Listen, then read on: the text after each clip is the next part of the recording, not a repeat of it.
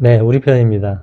오늘은 마음 낚시라는 주제를 가지고 한번 만들어 보겠는데, 제가 30년 동안 디자인을 했고, 그 다음에 21년간은 디자인 경영을 했는데, 한 1700개에서 1800개 정도의 프로젝트를 수주를 했거든요. 상당히 많이 했습니다. 그래서 디자인 영업에는 뭐 자신이 있는데요. 디자인 영업에 잘하는 방법은 말을 잘하거나, 인사성이 좋거나, 약속을 잘 지키거나, 뭐 선물을 주거나, 그렇지만 우리는 그런 이미 있던 사람들이 하는 것들이잖아요. 처음 만난 사람한테 어떻게 할지를 결정해야 되는 거죠. 그래서 저는 마음 낚시 기법을 쓰는데요. 마음 낚시를 하기 위해서는 열린 질문을 해야 됩니다. 열린 질문은 어떤 거냐면 답이 yes, no가 정해진 게 아니라 어떤 답이 정해진 게 아니에요. 그래서 상대방이 내 질문을 듣고 말을 해야 되는 거거든요. 그래서 그 말을 자꾸 하다 보면 제가 그 말을 듣게 되고, 그걸 통해서 상대방을 충분히 파악한 다음에 그 다음에 마케팅을 하는 건데, 그래서 마음을 사로잡는 설득이 가능한 질문에 대한 얘기를 하고자 합니다. 두려운 상상을 하게 하라. 이게 타이틀이고요. 세 단계만 기억하면 됩니다. 첫 번째는 어떤 단계냐?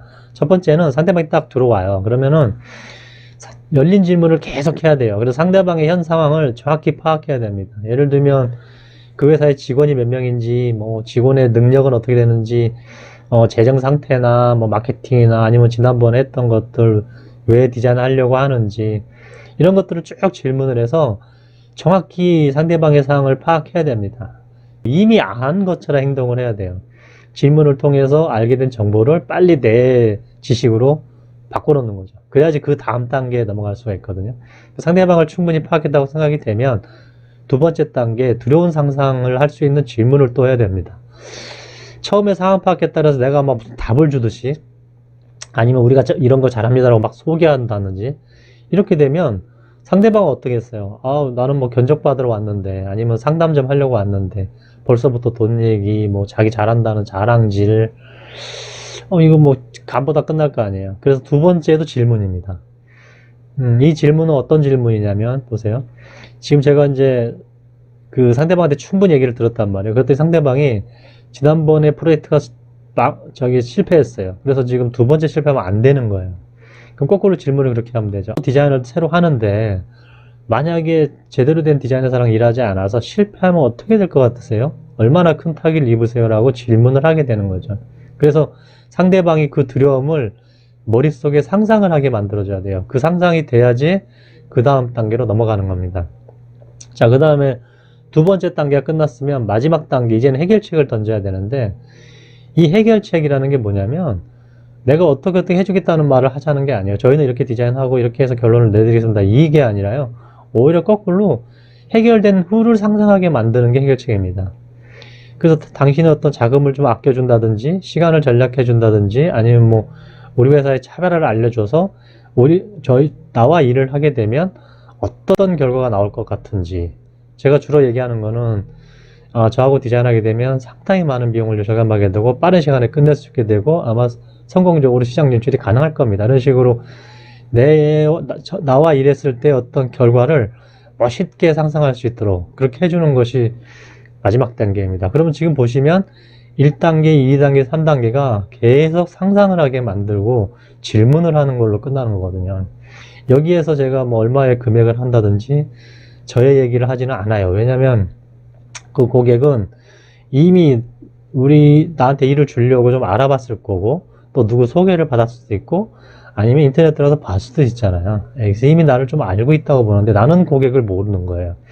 그래서 고객을 먼저 알아야 되고, 고객이 실패했을 때 두려움을 느끼게 해주고, 그 다음 나랑 해서 성공했을 때 어떤 느낌을 상상하게 하고, 이 세 가지만 하면, 자, 질문을 하고, 그 다음에 두려움을 상상하게 하고, 그리고 해결됐을 때의 느낌을 상상하게 하는 제안을 하는 거죠. 그러면 계약으로 반드시 넘어갈 수가 있습니다.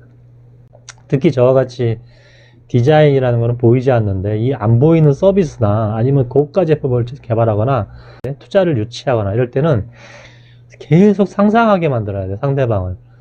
왜냐하면 현실로 가지고 있는 그런 일들을 따내기가 쉽지가 않거든요. 그래서 결정이 어려운 제품일수록 어떤 정확한 답을 주려고 하지 말고 계속 상상해 나가서 내가 그리는 그림 안으로 상대방이 들어와주면 저희가 디자인을 하게 되면요, 디자인하는 비용은 얼마 안 돼요. 이게 뭐 몇 천만 원 되더라도 큰 비용이 아니고, 그 뒤에 금형을 제작하거나 제품을 만들거나 마케팅하는 비용은 그거에 곱하기 10배, 20배가 들어가거든요. 질문하고, 그 다음에 두려움을 상상하게 하고, 그리고 어떤 해결된 사항을 상상할 수 있는 어떤 제안을 하는 거죠. 이게 최종 해결안을 보여주자는 게 아니라요, 해결된 사례를 보여줄 필요도 없어요. 그냥 상대방이 해결됐을 때 어떨까, 되게 기분 좋을 거 아니에요. 돈도 많이 벌고 뭐 마케팅에 성공하고, 이런 것들을 상상할 수 있는 제안을 던지면 계약으로 갈 확률이 상당히 높아집니다.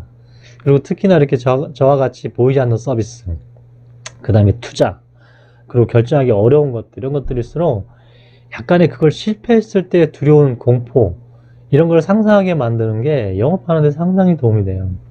그거를 해결해 주겠다는 거잖아요. 그래서 당신이 걱정하고 있고 힘든 일을 내가 해결해 줄 거고, 그랬을 때 이러이러한 큰 어떤 행복이 올 거야, 이렇게 하는 거죠. 특히 디자인 같은 경우는 디자인을 시작하면 금형을 만들어야 되고, 제품을 생산해야 되고, 물건을 팔아야 되는데, 이 과정의 돈이 디자인 개발비의 한 10배, 20배, 뭐 어떨 때는 뭐 30배 이렇게 들어가게 되거든요. 그러니까 그 얘기를 해줘야 됩니다. 디자인을 나한테 잘하면, 아니면 디자인을 실패했을 때는 이러이러한 게 엄청난 손해가 날 거고, 디자인을 잘하게 되면 이러이러한 엄청난 이익이 될 거다를 설명하기 때문에, 디자인 상담하는데 디자인 얘기는 많이 하지 않고요, 주로 그 뒷단에 벌어질 것들을 상상하게 해서 이 사람을 이제 마음을 사는 거죠. 네, 이렇게 한번 마무리해보고, 제가 얘기했던 세 가지를 잘 기억하시면 꼭 디자인뿐만 아니라 다른 마케팅 영업에도 상당히 도움이 될 것 같고요. 어쨌든 우리가 하는 일들이 많은 사람들이 필요로 해야지 돈이 되는 거죠. 네, 오늘도 행복하세요.